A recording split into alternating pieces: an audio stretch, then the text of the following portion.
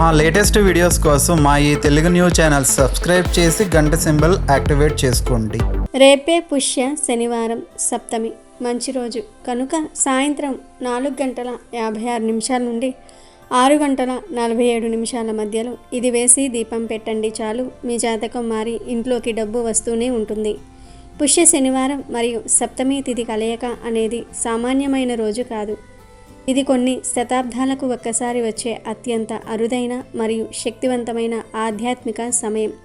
హిందూ ధర్మశాస్త్రాల ప్రకారం పుష్యమాసం అంటేనే పుష్య ప్రథమైనది.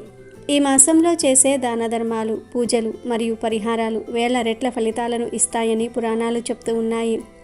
ముఖ్యంగా శనిదేవుడికి పుష్యమాసం అంటే ప్రాణం. ఎందుకంటే ఆయన సూర్యపుత్రుడు అయినప్పటికీ చల్లదనాన్ని మరియు క్రమశిక్షణను ఇష్టపడతారు.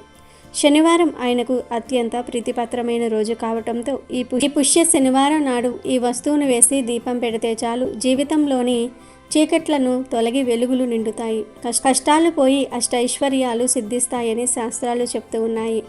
మరి ఇంతకీ ఈ శనివారం రోజు ఏం వేసి దీపం పెట్టాలి అనే విషయాన్ని ఇప్పుడు మనం ఈ వీడియోలో వివరంగా తెలుసుకుందాము.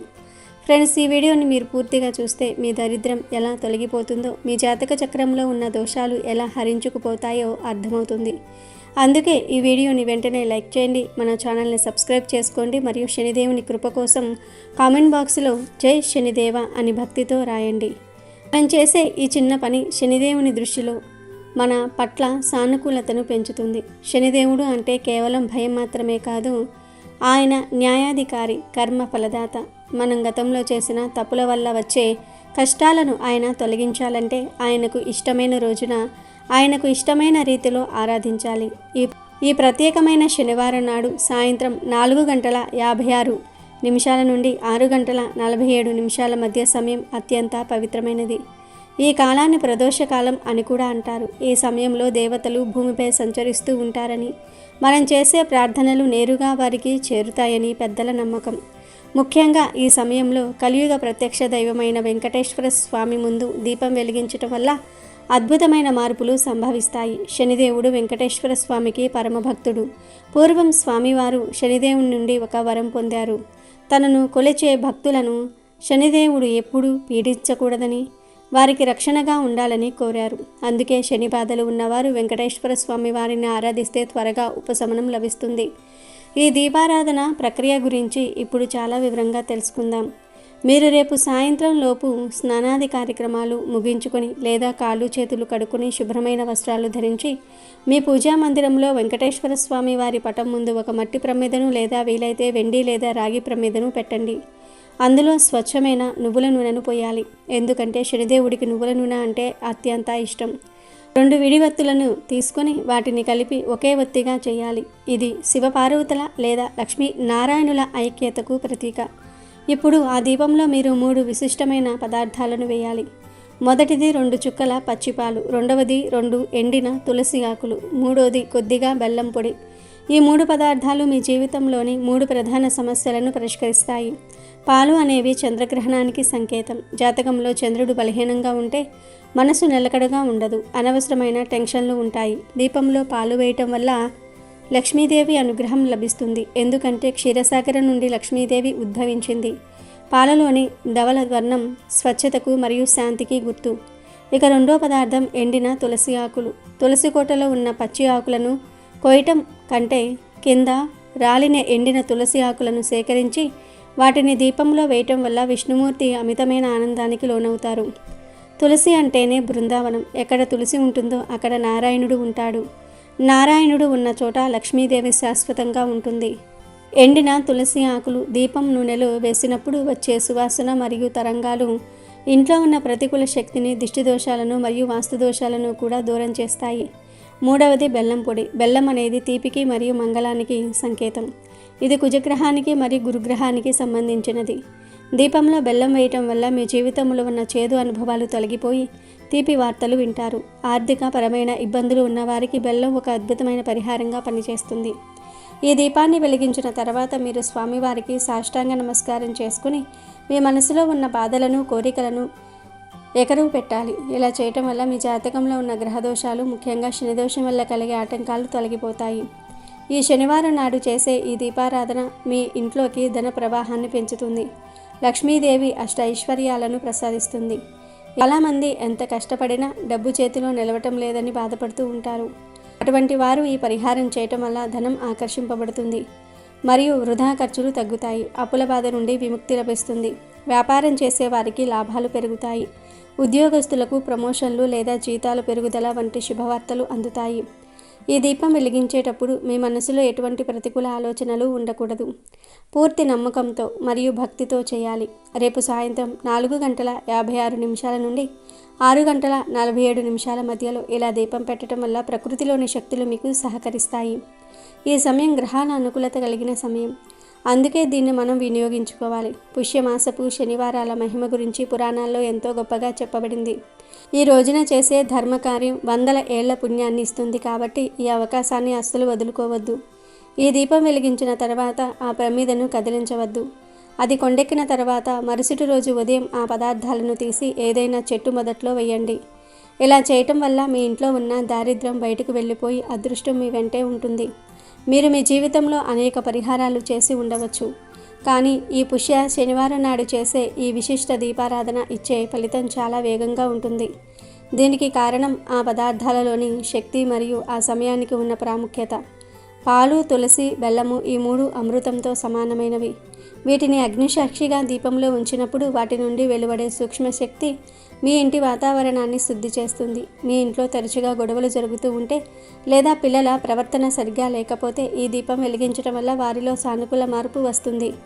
ఆరోగ్య సమస్యలతో బాధపడే వారికి కూడా ఇది ఒక రక్షణ కవచంలా పనిచేస్తుంది. శనిదేవుడు మీకు కష్టాలు ఇస్తున్నాడంటే దాని అర్థం మిమ్మల్ని సరైన దారిలో పెట్టాలని మరియు మీ కర్మలను క్లియర్ చేయాలని ఆయన ఉద్దేశం. ఈ దీపారాధన ద్వారా మీరు ఆయనకు శరణాగతి వేడుతున్నారు. తద్వారా ఆయన తన కఠినత్వాన్ని తగ్గించి మీకు అండగా ఉంటారు. వెంకటేశ్వర స్వామి వారి ముందు ఈ దీపం పెట్టడం వల్ల స్వామివారు మీ బాధ్యతను తీసుకుంటారు. భవిష్యత్తులో మీకు ఎటువంటి కష్టాలు రాకుండా చూస్తారు. ఈ పరిహారాన్ని మీరు ప్రతి శనివారం కూడా కొనసాగించవచ్చు. కానీ రేపటి శనివారం మరియు సప్తమి తిథికి ఉన్న ప్రత్యేకత మరెప్పుడూ రాదు. అందుకే ఈ సుముహూర్తాన్ని వాడుకోండి. మీ జాతకం ఎంత బలహీనంగా ఉన్నా, గ్రహాల స్థితి ఎంత అనుకూలించకపోయినా దైవబలం ముందు అవన్నీ చిన్నవే. ఆ దైవబలాన్ని పొందేందుకే ఈ చిన్న ప్రయత్నం. మీ భక్తి, మీ శ్రద్ధే మీ విజయానికి మూలాధారం. నిశ్చలమైన మనస్సుతో దీపాన్ని దర్శించుకొని వెంకటేశ్వర స్వామిని ధ్యానించండి. మీ జీవితంలో ధనానికి లోటు ఉండదు, గౌరవానికి కొదవ ఉండదు, సుఖానికి వెలితి ఉండదు. అష్టైశ్వర్యాలు అంటే కేవలం డబ్బు మాత్రమే కాదు, మంచి ఆరోగ్యము, మంచి సంతానము, మనశ్శాంతి మరియు సమాజంలో మంచి పేరు. ఈ దీపం వల్ల ఇవన్నీ మీకు సిద్ధిస్తాయి. ఈ రహస్య పరిహారాన్ని భక్తితో పాటించండి, ఫలితాలను పొందండి. మేము ఈ సమాచారాన్ని మీకు అందించడానికి గల కారణం మన చుట్టూ ఉన్న వారు బాగుండాలి, అందరూ సుఖంగా ఉండాలనే ఉద్దేశంతోనే. శనిదేవుడు చాలా దయామయుడు, కానీ క్రమశిక్షణ తప్పితే శిక్షిస్తాడు. మనం భక్తితో ఆయనను ప్రార్థిస్తే ఆయన అంతటి కరుణాశీలి మరొకరు ఉండరు. ఈ పుష్య శనివారం మాత్రం మీరు ఈ దీపం వెలిగించినప్పుడు మీ ఇంటి చుట్టూ ఒక రక్షణ వలయం ఏర్పడుతుంది. దుష్ట శక్తులు, నెగిటివ్ ఎనర్జీ మీ ఇంటి వైపు చూడడానికి కూడా భయపడతాయి. రేపు సాయంత్రం 4:56 నుండి 6:47 మధ్య ఖచ్చితంగా దీపం వెలిగించి మీ జీవితంలో ఒక కొత్త అధ్యాయాన్ని ప్రారంభించండి. ఈ సమాచారాన్ని గుర్తుంచుకోండి, వీలైతే ఒక చోట రాసుకోండి. సమయం దాటిపోకుండా చూసుకోండి, మంచి ఫలితాలను పొందండి. శనివారం ప్రొద్దున్నే ఎవరైతే ఈ పదార్థాన్ని తింటారో వారు ధనం, ఐశ్వర్యంతో తృప్తి చెందుతారని సాక్షాత్తు శ్రీకృష్ణుడే చెప్తూ ఉన్నాడు. శనివారం ఉదయాన్నే ఈ పదార్థాన్ని తినటం వలన జీవితంలో ధనానికి లోటు ఉండదు, ప్రతి పనిలోనూ విజయాన్ని సాధిస్తారు. శ్రీ మహాలక్ష్మీదేవి కృప లభిస్తుంది. మరి శనివారం ఉదయం లేవగానే తినాల్సిన ఆ పదార్థం ఏమిటో తెలుసుకునే ముందు ఒక చిన్న కథను విందాం. సాధారణంగా శని బాధ తట్టుకోవటం చాలా కష్టం. అందుకే శని అనుగ్రహం కోసం పూజలు చేస్తూ ఉంటారు. అయితే పేదవారు చేయలేరు కదా. నూనెతో కూడా అభిషేకం చేస్తే స్తోమత కొంతమందికి ఉండదు కదా. ఇలాంటి వారి కోసం శ్రీమద్రామాయణంలోని సుందరకాండలోని 48వ సర్గను శనివారం ఉదయం సాయంకాలం పఠిస్తే శనిదేవుని అనుగ్రహం పొందగలరు. ఖర్చు లేని పని. ఇప్పుడు ఆ సర్గలో ఉన్న విషయాన్ని తెలుసుకుందాం. ఆంజనేయుడు లంకలో సీతాదేవి కోసం వెళ్ళి అక్కడ ఉన్న రాక్షసులను కాలితో, చేతులతో, కొండలతో, తోకతో చంపి పారేస్తూ ఉన్నాడు. రావణుడు పంపిన అక్షకుమారుణ్ణి ససైన్యంగా హతమార్చుకున్నాడు. చేసేది లేక రావణుడు ఇంద్రుని జయించి ఇంద్రజిత్ అనే బిరుదు పొందిన తన పుత్ర సంతానం మేఘనాథుణ్ణి సైన్యంతో పాటు ఇచ్చి హనుమపైకి యుద్ధానికి పంపించాడు. పంపిస్తూ కొడుకుతో ఇలా చెప్పాడు: నాయనా, నీకు అన్ని అస్త్ర శస్త్ర విద్యల రహస్యాలు తెలుసు. రణవేత్తవు, ఇంద్రుని సునాయాసంగా గెలిచి రాక్షస రాజ్యానికి ముప్పు లేకుండా చేసిన ఘనుడవు. బ్రహ్మదేవుని అనుగ్రహం పొంది అనేక దివ్య అస్త్రాలను సాధించుకున్నావు. నీ అస్త్రాల ముందు ఎవ్వరూ నిలబడలేరు. 3 లోకాల్లో నిన్ను జయించగల మగాడు లేడు. నీ చేత ఓడింపబడని వాడూ లేడు. నీ పరాక్రమ విక్రమం అంత గొప్పది. ఏ ఏ కాలాలలో ఏ ఏ ప్రదేశాలలో ఏమి చెయ్యాలో నీకు బాగా తెలుసు. నీకు యుద్ధంలో అసాధ్యమైనది లేదు. సూక్ష్మ బుద్ధితో ఆలోచించి కార్య సాధన చేయగల సర్వసముద్ధుడువు.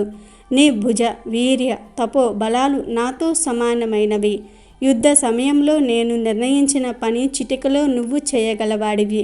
నువ్వు అండగా ఉండబట్టే నేను ఇంత నిక్షేపంగా లంకారాజ్య పాలన చేస్తూ ఉన్నాను. ఎవడో కోతి మన మహావీరులందరినీ అశోకవనం దగ్గర ఉండి మట్టు పెడుతూ ఉన్నాడు. అక్షయ కుమారుణ్ణి చంపేశాడు. జంబూమాలి పంచ సేనాగ్ర నాయకులు వాడి చేతిలో మరణించారు. మన సైన్యం దాదాపు అంతా కూడా క్షీణించిపోయింది. నువ్వే ఇప్పుడు లంకారాజ్యాన్ని రక్షించగల ఏకైక వీరుడివి. ఎంతమంది సైనికుల్ని పంపించినా ఆ కోతి సునాయాసంగా చంపేసి భయం కలిగిస్తున్నాడు. వారి వల్ల ఇక రాజ్యం సానుకూల పడదు. ఆ కోతి పరాక్రమం ఏమిటో, ఎక్కడి నుంచి వచ్చాడో, అతని వెనకాల ఉన్న వ్యూహం ఏమిటో తెలుసుకో. దాన్ని బట్టి నీ దగ్గర ఉన్న సర్వ శాస్త్రాలను ధైర్యంగా ప్రయోగించు. వాడిని వధించటం తక్షణ కర్తవ్యం. నువ్వే తగిన వాడివి. నిన్ను పంపటం నాకు ఇష్టం లేకపోయినా తప్పనిసరిగా పంపించవలసి వస్తోంది. లంకా రాజ్య భవిష్యత్తు అంతా కూడా నీ చేతిలో ఉంది. విజయం సాధించి తిరిగిరా. నా ఆశీస్సులు, లంకావాసుల ఆశీస్సులు నీకు లభించుగాక అని చెప్పి ఉత్సాహపరిచి ఇంద్రజిత్తును పంపాడు. రెట్టించిన ఉత్సాహంతో, ఉప్పొంగిన పరాక్రమంతో ఇంద్రజిత్ సకల సేన సమేతుడై మారుతి మీదకు యుద్ధానికి తండ్రి ఆశీస్సులు గ్రహించి ప్రణామం చేసి బయలుదేరాడు. ఉప్పొంగే సముద్రంలాగా ఉన్నాడు. గరుక్మంతుని వేగంతో కదిలాడు. 4 ఏనుగులు ఉన్న రథాన్ని ఎక్కాడు. ఎంతో బలవంతులైన వీరులను వెంటబెట్టుకున్నాడు. హనుమ ఉన్న ప్రదేశానికి క్షణాల్లో చేరుకున్నాడు. అప్పుడు 10 దిక్కుల్లో దుశకునాలు కలిగాయి. క్రూర మృగాలు అరిచాయి. వీరి ఇద్దరి యుద్ధాన్ని చూడాలని మునులు, సిద్ధులు, సాధ్యులు, దేవతలు అందరూ కూడా ఆకాశ వీధుల్లో ఉత్కటంగా చేరి చూస్తూ ఉన్నారు. ఇంద్రజిత్ విచిత్ర ధ్వని కలిగించేటట్లుగా ధ్వనులు చేసుకుంటూ వచ్చారు. హనుమ ఇంద్రజిత్తులు యుద్ధం ప్రారంభించారు. అతివేగంగా ఇంద్రజిత్ బాణ ప్రయోగం చేస్తూ ఉన్నాడు. మహాకాయుడు అయిన ఆంజనేయుడు వాటిని ముక్కలు చేస్తూ ఉన్నాడు. ఆకాశ మార్గంలో సంచరిస్తూ అతనికి అందకుండా అసహనాన్ని కలిగిస్తూ ఉన్నాడు. ఎన్నో రకాల శరాలను లాఘవంగా సంధిస్తూ ఉన్నాడు. రావణపుత్రుడు వాటిని అతి తేలికగా తప్పించుకుంటూ ఉన్నాడు. వాయుపుత్రుడు అతని బాణధ్వని, రాధధ్వని, భేటీల ధ్వని విని ఆకాశంలోనికి అందనంత ఎత్తుకు ఎగిరి తప్పించుకుంటున్నాడు మారుతి. ఒకరికొకరు తీసిపోకుండా యుద్ధం చాలాసేపు చేశారు. ఎంత చేసినా హనుమ ఆంతర్యం ఏమిటో అతనికి అర్థం కాలేదు. అతని అతిశక్తివంతమైన బాణాలన్నీ కూడా వ్యర్థమైపోయాయి. హనుమంతుని ఇసుమెత్తైనా కూడా ఏమీ చేయలేకపోయాడు. హనుమను ఓడించటం అసాధ్యం అని ఇంద్రజిత్ నిర్ణయానికి వచ్చేశాడు. మరి ఇంకేం ఉపాయం ఉన్నదని ఆలోచించాడు. బ్రహ్మాస్త్రం ప్రయోగించి హనుమను బంధించాలి అని నిశ్చయించుకున్నాడు. మంత్రపూతంగా బ్రహ్మాస్త్రాన్ని హనుమపై ఇంద్రజిత్ ప్రయోగించాడు. మరి వీర భయంకరుడైన హరివీరుడు బ్రహ్మాస్త్రానికి లొంగి బంధింపబడ్డాడు. ఇది బ్రహ్మ పూర్వం ఇచ్చిన శాపం. అయితే అది తను ఏమీ చేయదు అన్న సంగతి కూడా జ్ఞాపకం వచ్చింది. నమస్కరించి బద్ధుడు అయ్యాడు. ఈ బ్రహ్మాస్త్రం బంధనం తనకు మేలే చేస్తుందని, రావణుడిని చూసే అవకాశం కలుగుతుందని, దానితో అతని పరాక్రమం వ్యూహం తెలుసుకోవచ్చునని భావించాడు. రాక్షసులు బలాత్కారంగా పట్టిలాగుతున్నా ఏమీ మాట్లాడలేదు. తప్పించుకునే ప్రయత్నం కూడా చేయలేదు. అతని నిర్వి చేష్టతను గమనించి రాక్షసులు హనుమను గొలుసులతో నార వస్త్రాలతో కట్టేశారు. బ్రహ్మవరం పనిచేసింది. బంధింపబడగానే బ్రహ్మాస్త్ర ప్రభావం విడిచిపోయింది. వేరే బంధం ఉంటే బ్రహ్మాస్త్రం బంధం పనిచేయదు. అది హనుమంతుడికి మాత్రమే తెలుసు. ఈ విషయం ఇంద్రజిత్ అర్థం చేసుకున్నాడు. తను కష్టపడి బంధించింది అంతా కూడా వ్యర్థమైందని దుఃఖించాడు. ఇక ఈ మాయా కపి వల్ల లంకారాజ్యానికి వినాశం తప్పదు అని ఊహించుకున్నాడు. ఏమీ చేయలేక మౌనంగా తండ్రి దగ్గరకు సైన్యం హనుమను ఈడ్చుకొని వస్తూ తండ్రి దగ్గరకు చేరుకున్నాడు. విషయాన్నంతటినీ కూడా తండ్రికి వివరించాడు. హనుమను చూసి రాక్షసులందరూ కూడా చంపండి, నరకండి అని అరుస్తూ ఉన్నారు. హనుమ రావణ సింహాసనం దగ్గరకు వెళ్ళాడు. అక్కడి పెద్దలందరినీ కూడా చేరి పారజూశాడు. రావణుడు మంత్రులతో ఈ కోతి ఎందుకు వచ్చిందో తెలుసుకోండి అని ఆజ్ఞాపించాడు. వారు హనుమను వివరాలు అడిగారు. అప్పుడు హనుమంతుడు, నేను రామబంటును, హనుమ నామధేయుడను, శ్రీగ్రీవుని మంత్రిని, సీతామాత శ్రీరాముని ఇల్లాలు నువ్వు అపహరించావని తెలిసి మా రాజు నన్ను వెతికి ఆమె జాడ తెలుసుకోమని దక్షిణ దిక్కుకు పంపితే ఇక్కడ ఉందని తెలుసుకొని లంక చేరాను. దుస్తరమైన సముద్రాన్ని అవలీలగా దాటాను. ఇది నా శక్తి కాదు, శ్రీరాముని దివ్య విభూతి మాత్రమే అని చెప్పాడు.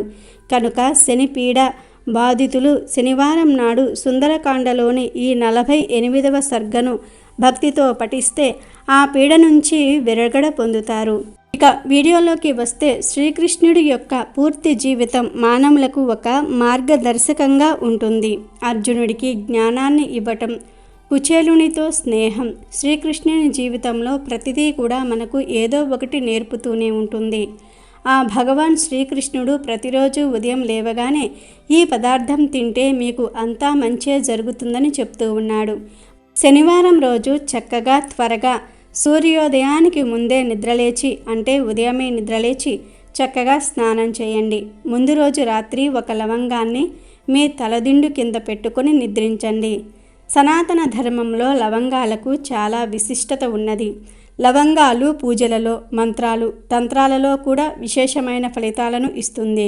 దుర్గాదేవి లవంగాలలో నివసిస్తుంది. శ్రీ మహాలక్ష్మీదేవి కూడా లవంగాలలోనే కొలువై ఉంటుంది. శుక్రవారం రోజు రాత్రి నిద్రించే సమయంలో తలగడ కింద ఒక లవంగాన్ని పెట్టుకోండి. ఆ లవంగాన్ని శనివారం ఉదయం నీళ్ళల్లో వేసుకొని అలాగే తినేయండి. పళ్ళతో కొరకవద్దు. ఇలా చేయటం వలన మీకు 9 దేవతల యొక్క కృప ప్రాప్తిస్తుంది. వారి యొక్క కృపతో మీకు ధనం, ఐశ్వర్యం, బుద్ధి అన్నీ లభిస్తాయి. అన్ని కార్యాలలో విజయం లభిస్తుంది. అలాగే శనివారం రోజు ఉదయమే త్వరగా నిద్రలేచి వెంకటేశ్వర స్వామి వారిని లేదా శ్రీకృష్ణ పరమాత్మను పూజించండి. ఈ పూజలో కనీసం 2-3 తులసి ఆకులను స్వామి పాదాల దగ్గర పెట్టండి. పూజ చేసిన తర్వాత ఉదయాన్నే ఈ తులసి ఆకులను తినే అలవాటు చేసుకోండి. కుదిరిన వారు ప్రతిరోజు ఇలా చేస్తే మీకు ప్రతి పనిలోనూ విజయం, ఐశ్వర్యం ప్రాప్తిస్తాయి. అన్ని కార్యాలలోనూ సఫలత లభిస్తుంది. ఆత్మవిశ్వాసం పెరుగుతుంది. దీనితో పాటు మీరు ఇంటి నుండి మీ పనికి బయలుదేరే సమయంలో 2 బియ్యం గింజలను కానీ చిన్న బెల్లం ముక్కను కానీ తిని బయలుదేరండి. మీకు శ్రీ మహాలక్ష్మి కృప కలుగుతుంది. మీకు చాలా మంచి ఫలితాలు వస్తాయి. అమెజాన్లో బెస్ట్ డిస్కౌంట్స్ కోసం వీడియో డిస్క్రిప్షన్లో లింకు ఉంది, చూడండి. అలాగే మా టెలిగ్రామ్ ఛానల్ సబ్స్క్రైబ్ చేసుకోండి.